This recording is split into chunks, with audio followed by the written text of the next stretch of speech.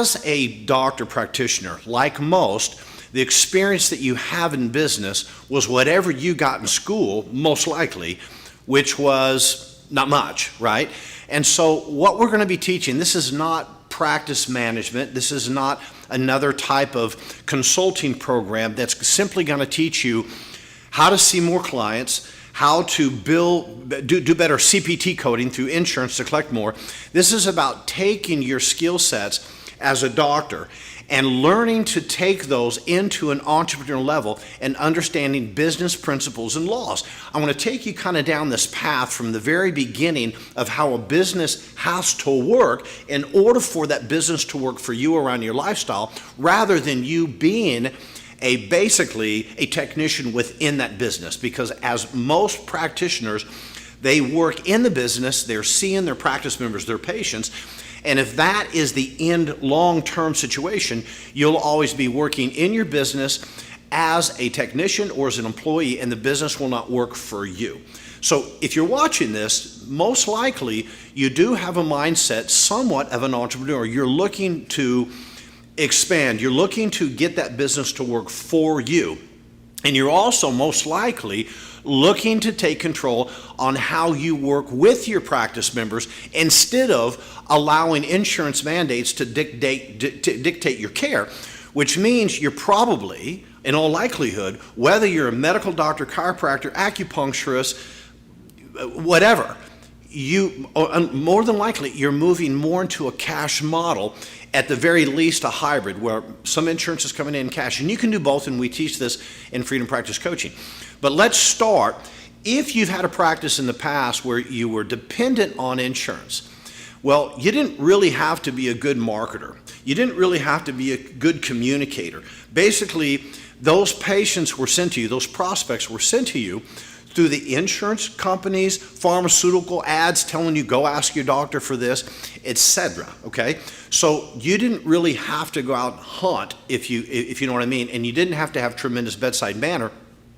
They came in, you were close to them, you're a doctor, etc. Now, some doctors, depending on your profession, what your background is, maybe didn't have the same benefits. I know chiropractors didn't have the same benefits and have learned some of these approaches, learned to market and so forth. I'm going to take this to a whole nother level. I'm going to get you out of the box so you can see I'm not interested in helping you double your practice. I'm interested in helping you go 5 times, 10 times, but at the same time offering a whole lot better experience for your practice members, so you also build a referral practice and giving you the freedom of time. I see so many doctors we talk to feeling like they've got to work 5-6 days a week in their practice, and it's simply not true. In fact, that's one of the worst things you can do to scale a business. You've got to start learning to work on your practice, not in it. So let's assume that we're moving more into the cash model.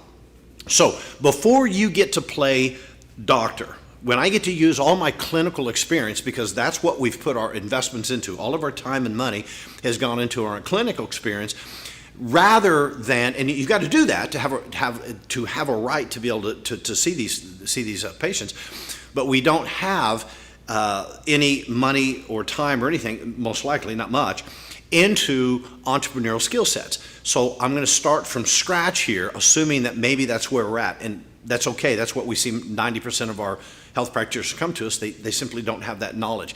So when we start day one, I want to be a clinician. I've got my own practice. I'm in private practice. What is the most important thing for me to do? Well, you don't get to play doctor until 3 things happen before that, because now it's not just a practice, it's a business. And over time, the business is going to work for you. So the first thing that has to be done before our business will be profitable is, number one, we have to have prospects. I don't get to play doctor without prospects. So day one, I've got to have prospects. In fact, even if I haven't opened my practice yet, if I'm a savvy entrepreneur, the first day I open my practice, I've already got new prospects lined up and they're coming in for their initial consult. That's day one. How does that happen? We're going to teach that. But I'm going to have what we call a lead flow process. No longer can I depend on insurance companies and pharmaceutical companies. I can't depend on them supplying me with new prospects. I'm not going to allow my family to depend on someone else driving people to me. I'm going to learn to make certain that I have an endless supply, conveyor belt of new prospects coming in. So there's going to be lead flow processes. Do you understand that? I can't play doctor if there's no one coming into my practice. Once I have a lead flow process and I have as many prospects as I need, and trust me, there's more than enough people out there that to give you more people than you can handle. You're not competing against other physicians with the mindset of I want to empower my patients. You might be competing with pharmaceutical companies. You might be competing with physicians that are teaching symptom-based medicine, and there's still a lot of people that believe that, but more and more people today are really becoming more aligned with empower me. I need the knowledge. I want to start taking care of myself, and that's the kind of doctors we typically track in FBC.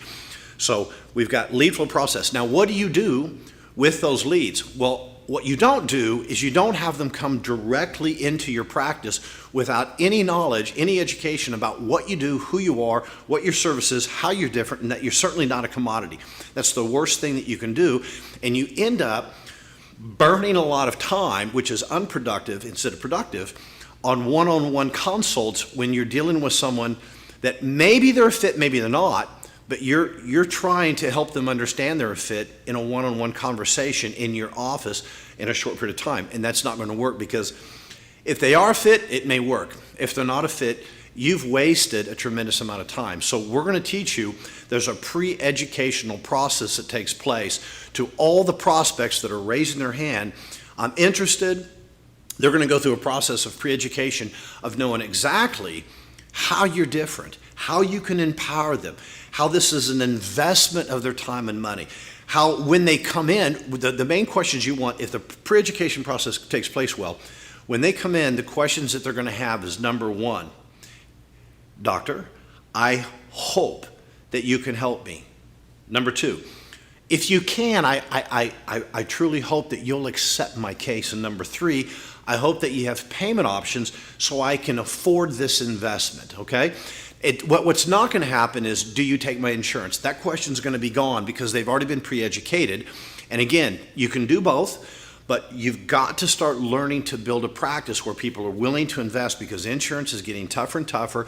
And if you haven't seen it yet, your head's buried in the sand. Insurance is not going to be a pretty picture. It's not pretty now, and it's going away. So we better start learning to be business people.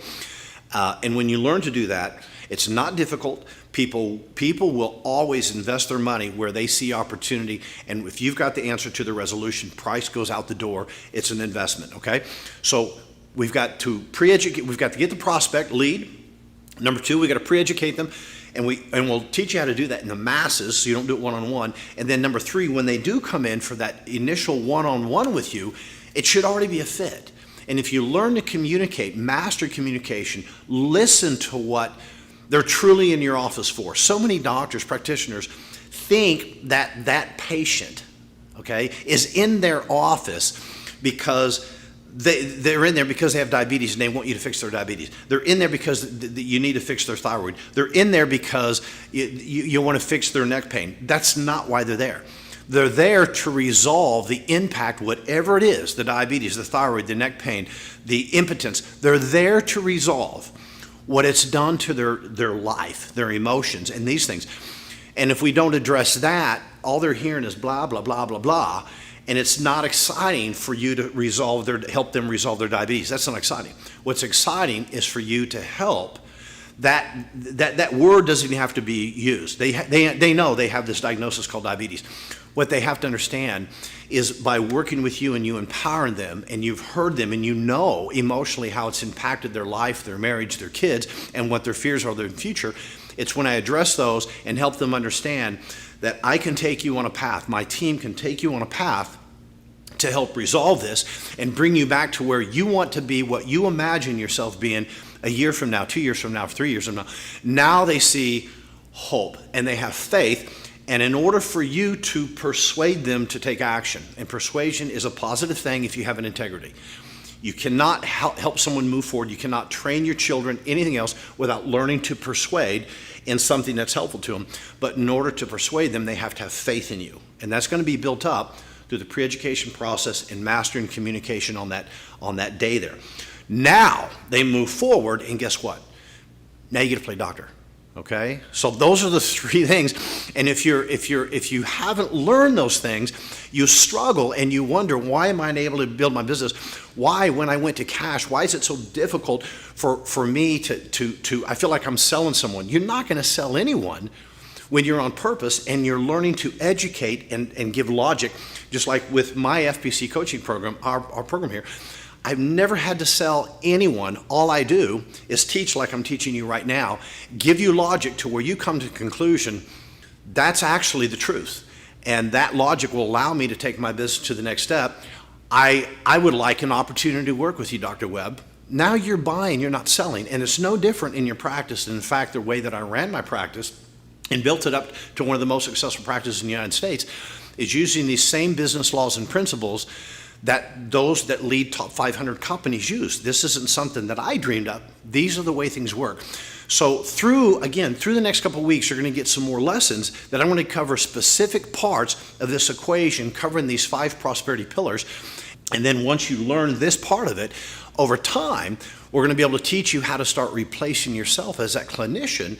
And then if you choose to see one of your practice members, it's doing it because you choose to, not because your practice is dependent on it. Now you're getting to a point as a true entrepreneur doctor where your practice is working for you. So I hope you enjoyed this. I know you did, but the next videos are coming. So when they come, take time out, be quiet, listen to these. This is going to impact your life. Look forward to working with you.